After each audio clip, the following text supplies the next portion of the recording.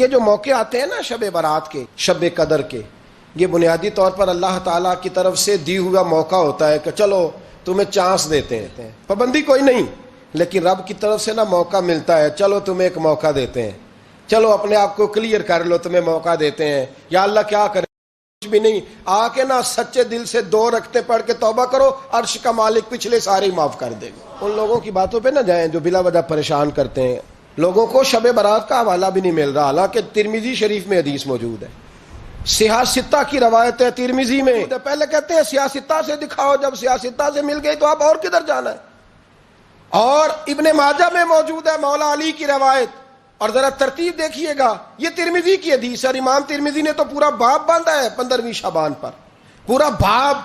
اب تمہاری مرضی ہے اگر تم نئی بات کو سمجھنا چاہتے، لیکن میں نے پہلے بھی کہا تھا، پھر کہتا ہوں، اگر ہمیں کوئی شخص کہتا ہے کہ شب برات کو اٹھ کے نفل نہ پڑھو، تو بھائی نفل ہم نے پڑھنے اللہ کی رضا کے لیے، ہمیں کسی بندے سے ڈگری لینے کی ضرورت نہیں، نہ تو ہمارے اور رب کے درمیان معاذ اللہ کوئی وسیلہ ہے کہ تو کہے گا تو پڑھیں گے، جب دل کرے گا پڑھیں گے، اور جتنے دل کرے گا پڑھیں گے۔ ہم تو نفل کہہ رہے ہیں اس کو، ہم نے کب کہا ہے ضروری ہے جو عشاء پڑھ کے سو جائے فجر تک سویا رہے، ہم اس کو گناہگار نہیں کہہ رہے، لیکن یہ ضرور کہیں گے کہ گولڈن چانس مس کر دیا اس نے، چانس مس کیا ہے، یہ تو اللہ کی رحمت کا موقع تھا۔ حضرت سیدہ عائشہ صدیقہ رضی اللہ تعالی عنہا ارشاد فرماتی ہیں کہ شعبان کی 15ویں رات تھی، یعنی شب برات کی رات، فرماتی ہیں شعبان کی 15ویں رات تھی، میں نے اچانک نظر ڈالی تو حضور میرے بستر میں تھے، پھر میری نظر پڑی تو حضور نہیں تھے، میرے دل میں گمان آیا، خیال آیا کہ شاید کسی اور زوجہ کی طرف حضور کا میلانے تباہ ہو گیا ہو، وہاں تشریف لے گئے ہوں۔ فرماتی میں اٹھی باہر گئی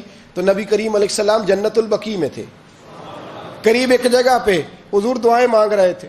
فرماتے میں گیا تو حضور فرمانے لگے، ابو بکر کی بیٹی تو نے کیا گمان کیا کہ اللہ کا رسول تیری حق تلفی کرے گا؟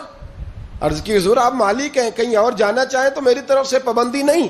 کہتی ہے وہاں کھڑے کھڑے میرے رسول کریم نے بیان فرمایا، یہ ترمذی کے لفظ ہیں، حضور نے فرمایا عائشہ یہ شعبان کی 15ویں رات ہے، مدینے میں سب سے زیادہ بکریاں بنو کلب کا قبیلہ پالتا تھا، فرمایا آج کی رات بنو کلب کے قبیلے کی بکریوں کی تعداد کے مطابق اللہ میری امت کے لوگوں کی بخشی فرما دے گا۔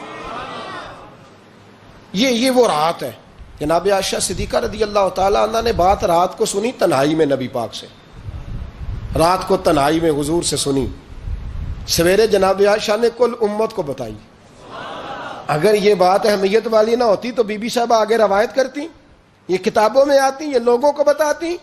حضرت عائشہ نے روایت کیا، اور مولا علی شیر خدا نے تو کھل کے کہا، ابن ماجہ میں حضرت علی سے پیار کرنے والوں کے لیے الگ عنوان، مولا علی نے کھل کے فرمایا شعبان کی 15ویں رات کو رات عبادت کرنا اور سویرے روزہ رکھنا۔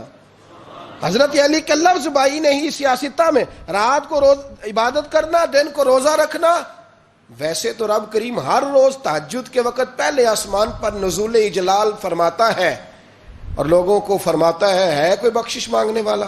کیا انداز ہے مولا علی شیر خدا حدیث روایت کرتے ہیں، رنگ کیا ہے؟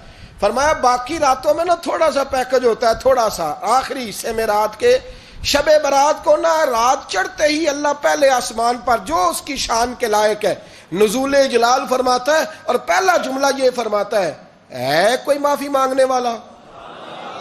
اللہ کرے آپ کو سمجھ آئے، یعنی معافی دینے والا کہہ رہا ہے چلو آؤ ادھر، آؤ ذرا معافی مانگو، میں معاف کرنے آیا ہوں، مانگو معافی، ہے کوئی معافی مانگنے والا؟ معاف کر دیں گے۔ اور آپ فرماتے ہیں ہے کوئی رزق مانگنے والا؟ وہ جو بڑی درخواستیں دیتے پھرتے ہیں نا مختلف اداروں میں، وہ ایک درخواست نا شب برات والی رات بھی دے۔ اور میں نہیں کہہ رہا، مولا علی شیر خدا فرما رہے ہیں، اور وہ خود نہیں فرما رہے، وہ نبی پاک کا فرمان نقل کر رہے ہیں، اور وہ رسول اللہ صلی اللہ علیہ وسلم کی بات نہیں بیان کر رہے، وہ کہتے ہیں رب فرماتا ہے کوئی روزی مانگنے والا؟ سارے سیٹھوں، نوابوں، جاگیرداروں کے پاس جا جا کے تھک گئے ہو، ایک دن میرے کہنے پر، ایک رات، ایک دیہڑی ذرا شب برات والی لگا کے تو دیکھو۔ تو میرے رسول پاک علیہ السلام نے ہمیں یہ میسج دیا، پیغام دیا، فرمایا اس رات جو اولاد مانگے گا رب اسے بھی عطا فرمائے گا، اس رات جو اللہ سے بخشش مانگے گا اللہ اسے بھی دے گا، اس رات جو رب کریم سے عزت مانگے گا اللہ اسے بھی عطا کرے گا۔ شارحین نے لکھا اس رات جو رب سے پردہ پوشی مانگے گا، اللہ اسے پردہ پوشی بھی عطا کرے. جو جنت کا سوالی ہوگا رب اپنے فضل سے عطا فرمائے. کوشش فرمائے. 10 محرم کو ہمارے ہاں لوگ جاتے ہیں قبرستان.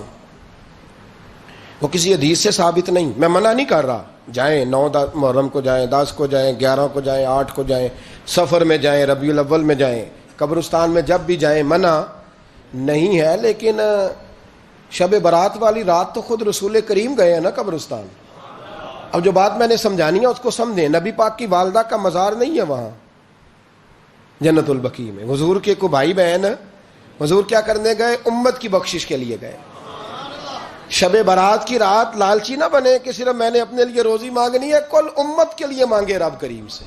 مانگے اپنے بھائی کے لیے، مانگے اپنی بہن کے لیے، مانگے اپنے بیٹے کے لیے، مانگے اپنی بیٹی کے لیے، مانگے اللہ کریم سے. یہ مانگنے کی رات ہے. پچھلی راتی رحمت رب دی کرے بلند آوازہ، بخشش منگن وارے کارن کھلا جے دروازہ. آئیں اللہ کی بارگاہ میں اس رات کو کھل کے دعا مانگیں.